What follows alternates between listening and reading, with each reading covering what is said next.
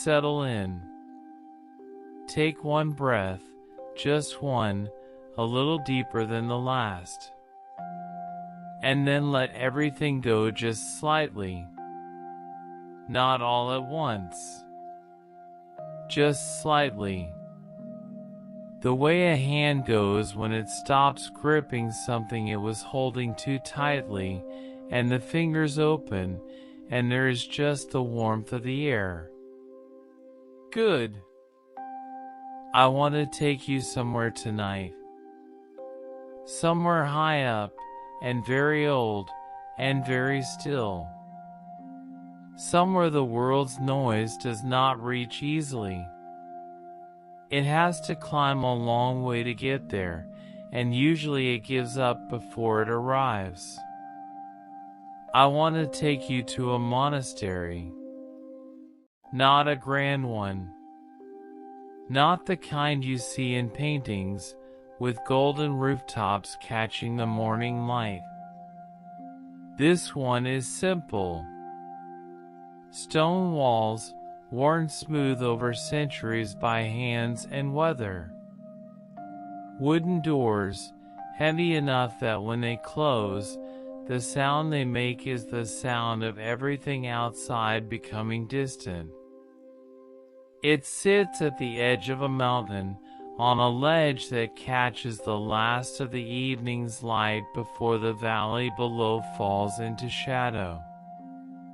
The monks who live there have kept the same evening rituals for as long as anyone can remember.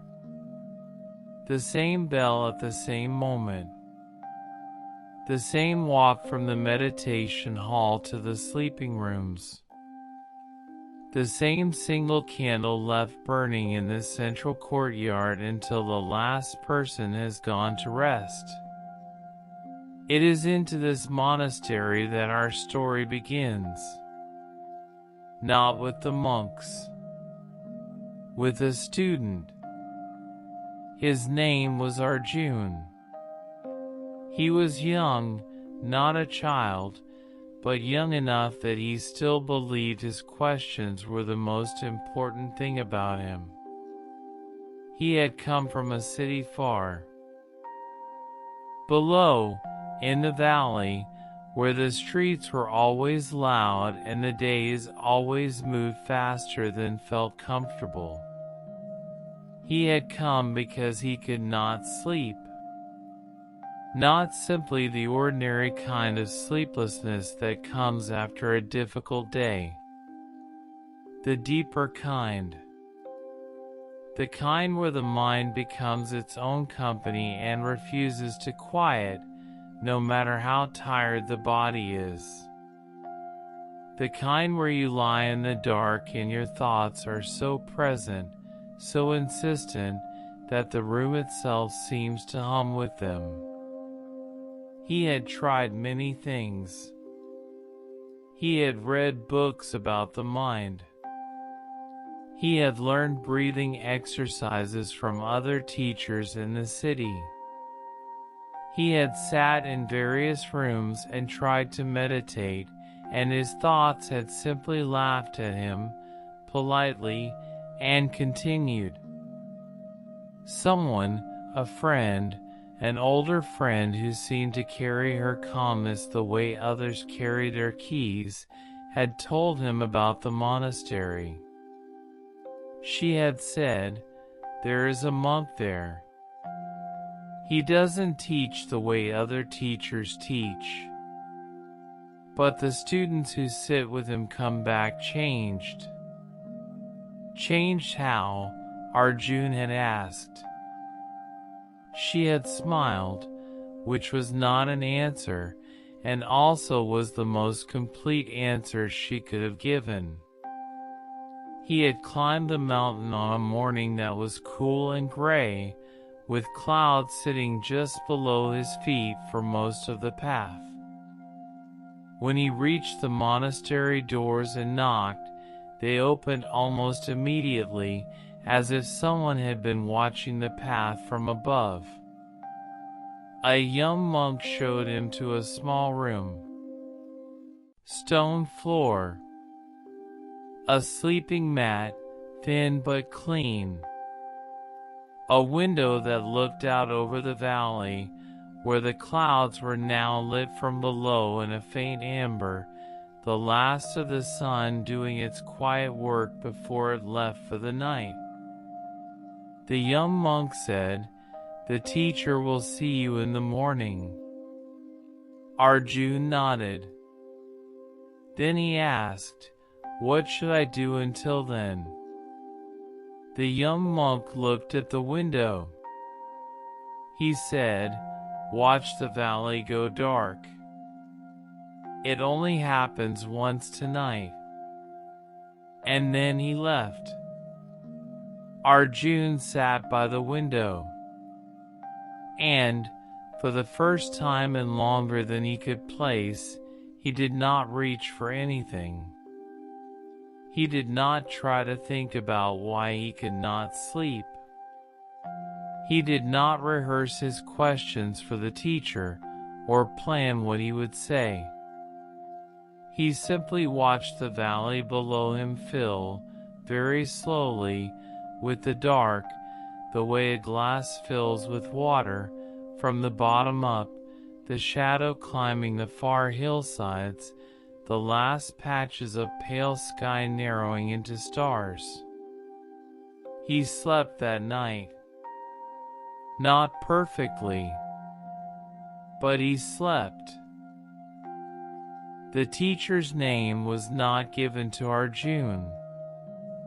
He was simply called the Old One, or sometimes the gardener, because he spent every morning working in the small garden at the eastern edge of the monastery, where he grew things that nobody had quite been able to identify. When Arjun came to meet him the next morning, the old monk was on his knees in the garden, pressing seeds into the dark soil with one finger at a time. He did not look up immediately. Arjun stood at the edge of the garden for a while. He waited. His mind, which was very good at waiting impatiently, offered him several thoughts about whether this was rude, whether he should say something, whether the monk had forgotten he was there. He noticed each thought. And then he let each one go, the way you let a fish go when you have no use for it, without drama, just a loosening of the grip. Eventually, the old monk sat back on his heels and looked at Arjun. His face was very still. Not expressionless, there was warmth in it, the low warm kind that doesn't announce itself. He gestured at the ground beside him, and Arjun knelt down in the dirt. The old monk handed him a seed. Arjun looked at it. He said, "I came because I cannot sleep. My mind will not be quiet. I have tried many things. I was told you could help." The old monk nodded slowly. Then he pointed at the ground and at the seed in Arjun's hand.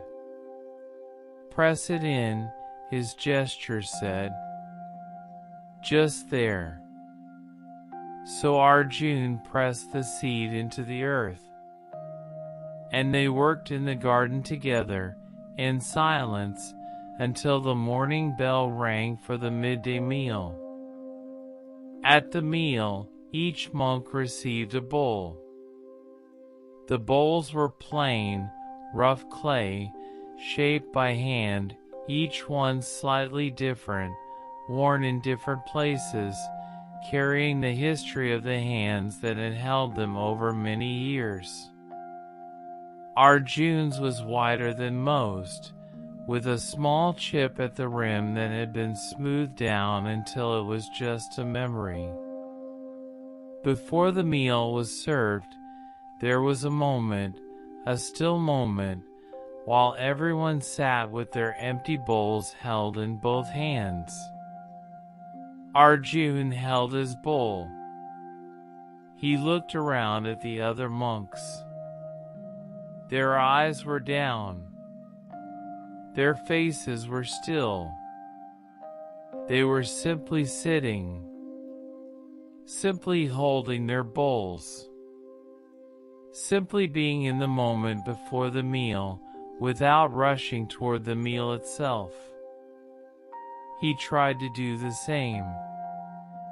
His mind said, "How long will this take?" His mind said, "What is the lesson here?" His mind said, "I am hungry," and also, "Is this what the teaching is, just sitting with an empty bowl?" His mind was very busy. But the bowl in his hands was warm from his palms.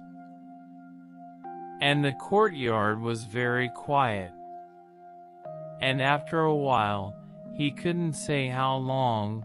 Time was different here. He stopped trying to figure out what the lesson was. He just held the bowl. He felt the clay.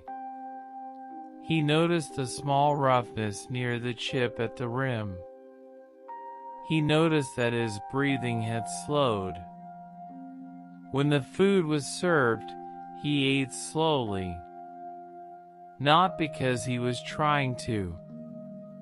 Simply because slowness had arrived in him, the way it arrives sometimes when you stop fighting the pace of things and simply move with them. After the meal, the old monk came and sat beside him in the courtyard. He held his own bowl. He looked at it for a moment. Then he looked at Arjun. He said, in a voice so quiet that Arjun leaned in to catch it, "An empty bowl can hold anything. A bowl that is already full cannot receive even one more drop." He tapped his own temple once, gently. Then he stood and walked away. Arjun sat with the empty bowl for a long time after that. Each evening at the monastery, the monks walked. A path circled the monastery's edge, not long, just long enough. It ran along the outer wall, then turned at the southern corner and followed the ridge for a little way before curving back. The whole walk took perhaps as long as it takes to breathe deeply and slowly for 20 minutes. On Arjun's third evening, the old monk appeared at his door as the light was beginning to fail and gestured for him to follow. They walked. Not speaking. Not pausing. Just walking at the kind of pace that asks nothing of the body, not a stroll, not a march, simply the steady, unhurried movement of feet that have walked this path many times and know exactly where to place themselves. The valley below was filling with its evening shadow again. The first few lights of distant villages were appearing, small and warm, scattered across the dark like seeds pressed into soil. Arjun walked. And after a while, something happened that surprised him. His mind went quiet. Not silent, there were still thoughts, the way there are always thoughts. But they were lighter. They were passing through rather than staying. They were visitors instead of residents. He noticed the sound of his own feet on the stone path. He noticed the way the air was cooler now and carried a faint smell of rain from somewhere further along the mountain. He noticed the precise, extraordinary dark of the sky in the east, and the precise, extraordinary warmth of the last amber in the west. He was simply here. Simply walking. Simply a body in the evening, on a mountain, under a sky. The old monk stopped at the point where the path curved back toward the monastery. He looked out at the valley for a long moment. Then he said, very quietly, "The mind cannot be stilled by force.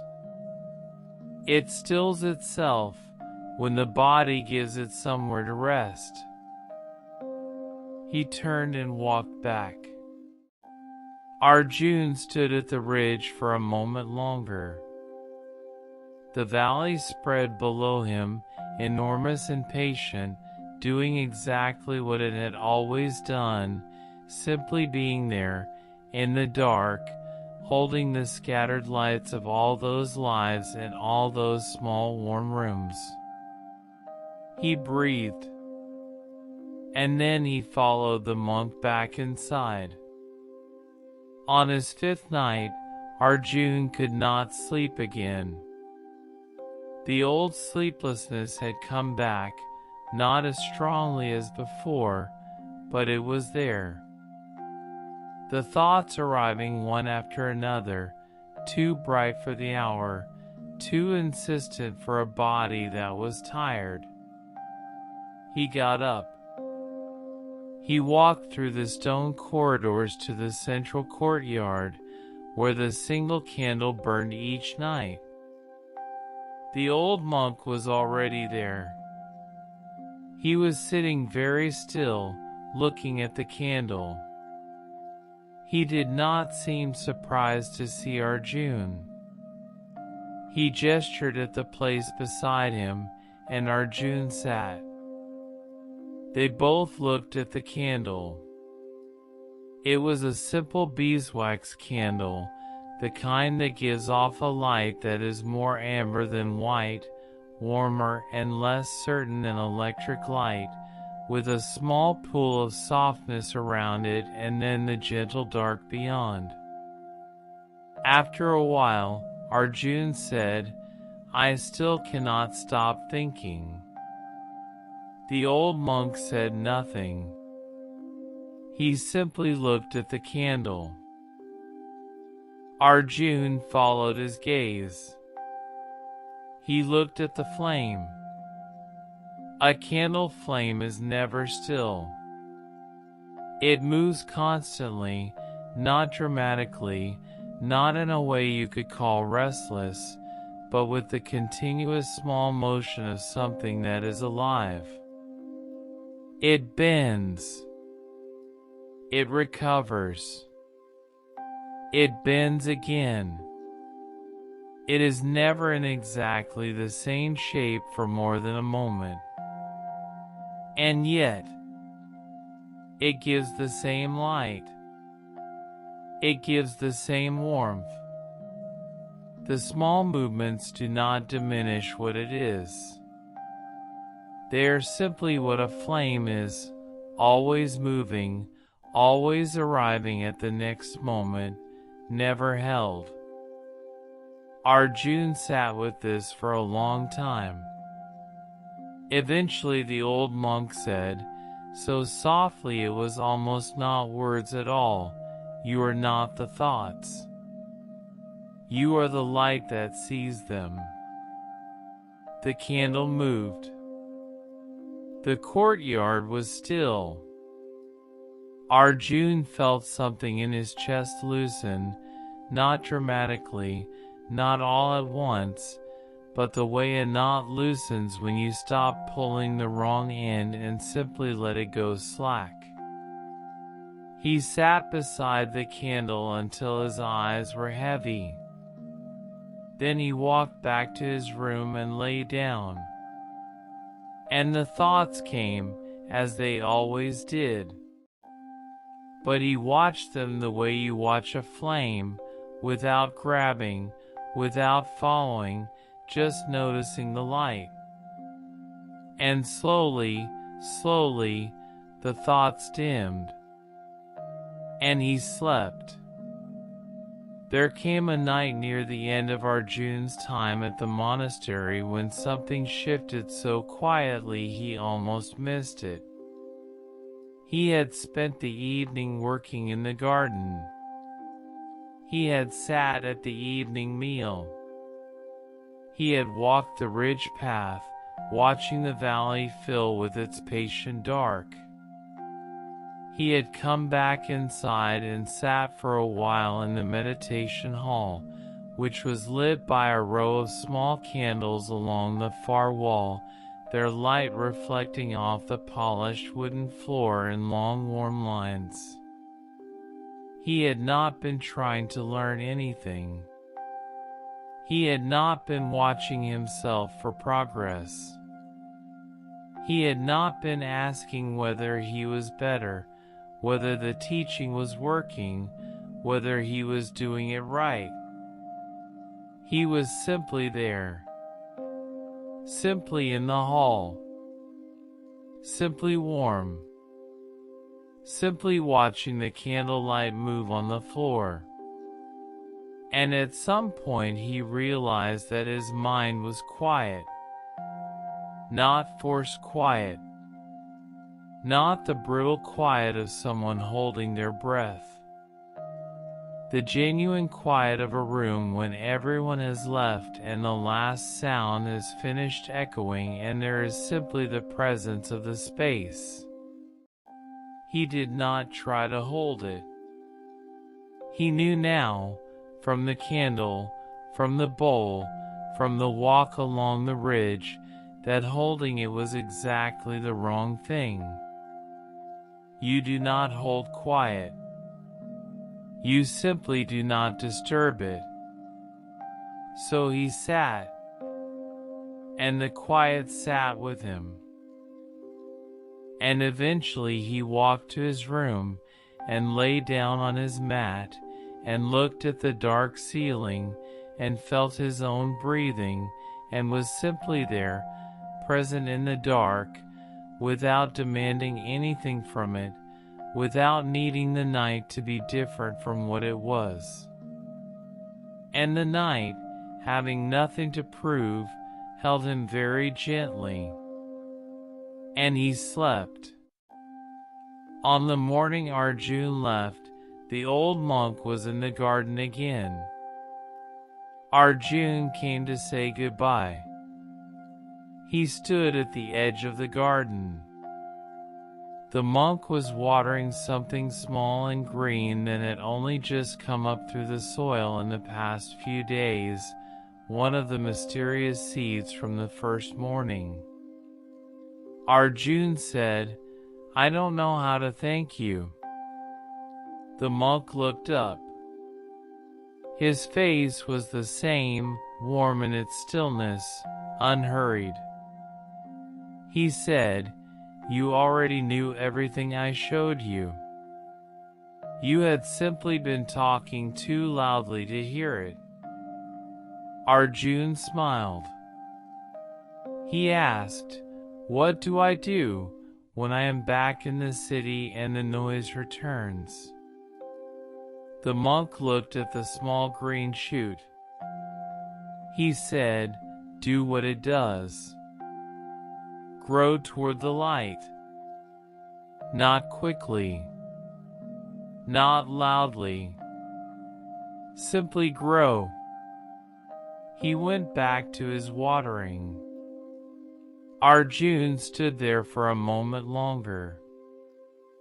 Then he turned and walked down the mountain path, and the monastery behind him grew smaller and quieter as the distance increased, until it was just a shape on the ridge, and then just the memory of a shape, and then simply a feeling, the way some places leave feelings in you long after you have left them. And that feeling is what I want to leave with you now. Not a lesson, exactly. More like a reminder of something you already know. You are not your thoughts. You are the quiet place that watches them pass. The still room that all that movement moves through. The light at the center of the flame that never actually moves, even as everything around it does. Your thoughts tonight are not problems to be solved. They are not signs of something wrong with you. They are simply thoughts. They are simply the mind doing what minds do, moving, reaching, arriving, departing. And you do not have to follow them. You do not have to engage with every one. You can simply watch them the way you watch the candlelight, with a kind of fond, unattached interest, knowing they will pass, because they always pass. The monastery on the mountain is dark now. The monks are in their rooms. The garden is sleeping. The single candle in the courtyard has burned down to its last soft inch of amber, and the courtyard is holding that warmth, keeping it, letting it fade at its own pace. The valley below is very dark, very still.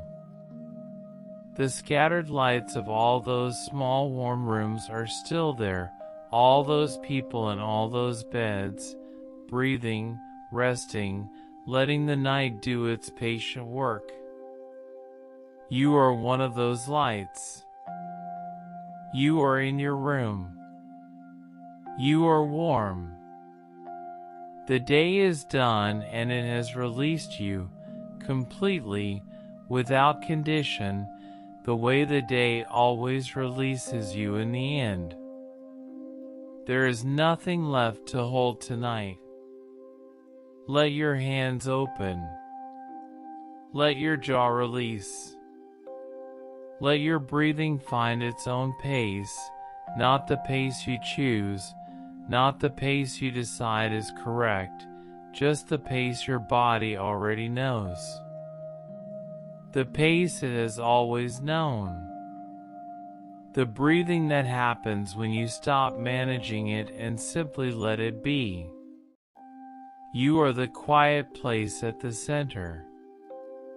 The thoughts are passing. The night is doing what the night came to do. And you, right now, do not need to be anything other than exactly what you are, a warm presence in a dark room, breathing, resting, arriving slowly at the deep, unhurried country of sleep. The old monk is in his garden. The seeds are sleeping in the earth. And so are you. Sleep well.